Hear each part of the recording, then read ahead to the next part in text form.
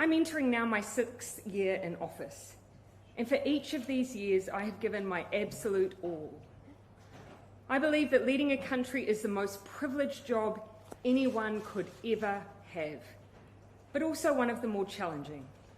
You cannot and should not do it unless you have a full tank, plus a bit in reserve for those unexpected challenges. This summer I had hoped to find a way to prepare not just for another year, but another term, because that is what this year requires. I have not been able to do that.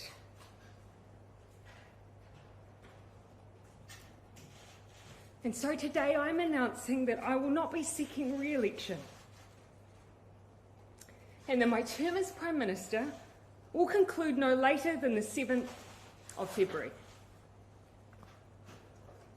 This has been the most fulfilling 5.5 years of my life, but it has also had its challenges.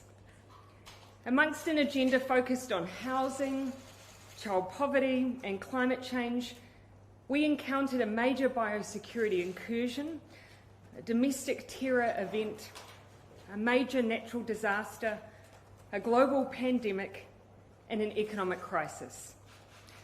The decisions that have had to be made have been continual, and they have been weighty.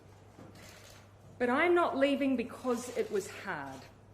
Had that been the case, I probably would have departed 2 months into the job. I am leaving because with such a privileged role comes responsibility. The responsibility to know when you are the right person to lead, and also when you are not. I know what this job takes, and I know that I no longer have enough in the tank to do it justice. It's that simple. But I absolutely believe and know there are others around me who do. We've achieved a huge amount in the last 5 years, and I'm so proud of that. We are in a fundamentally different place on climate change than where we were, with ambitious targets and a plan to achieve them.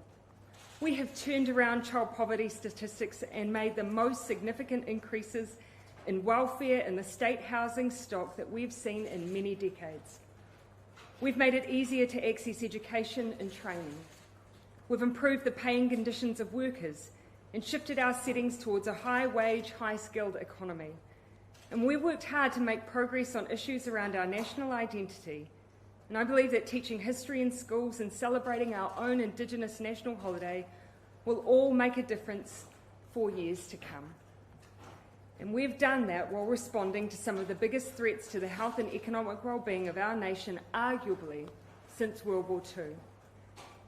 The team that has done all of that, they have been some of the best people I've ever had the privilege of working with, and they are well placed to take us forward as we continue to focus on our economic recovery with one of the strongest economies in the world.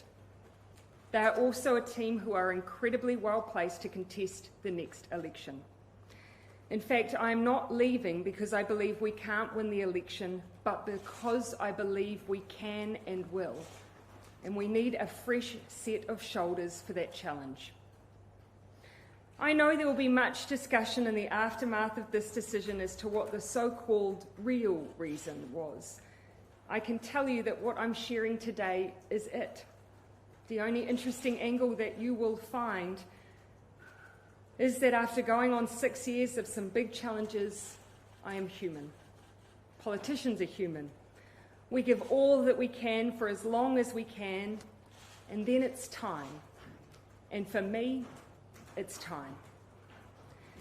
I intend to remain a member for Mount Albert through till April. This will give me a bit of time in the electorate before I depart, and also spare them and the country a by-election. Beyond that, I have no plan, no next steps. All I know is that whatever I do, I will try and find ways to keep working for New Zealand, and that I'm looking forward to spending time with my family once again. Arguably, they're the ones that have sacrificed the most out of all of us. And so to Neve, Mum is looking forward to being there when you start school this year. And to Clark, let's finally get married. As for the next Labour leader, The caucus has 7 days to ascertain whether one individual holds more than 2/3 of the caucus support. Caucus has agreed today that a vote will occur in 3 days' time, on Sunday, the 22nd of January. If a leader is successfully elected, I will issue my resignation soon after to the Governor-General and a new Prime Minister will be sworn in. If no one is able to garner this level of support within caucus, the leadership contest will go to the wider membership. My opportunity to thank the many people I need to will likely come in April when I depart Parliament, 15 years after having been sworn in. Till then, I see my role to help the Labour Party, who I consider to be my family, navigate this next phase, and then to leave the next colleague who takes on this role all the space they need to make their mark. For my part, I want to finish with a simple thank you to New Zealanders for giving me this opportunity to serve and to take on what has and will always be the greatest role of my life. I hope in return, I leave behind a belief that you can be kind but strong, empathetic but decisive, optimistic but focused, that you can be your own kind of leader, one that knows when it's time to go.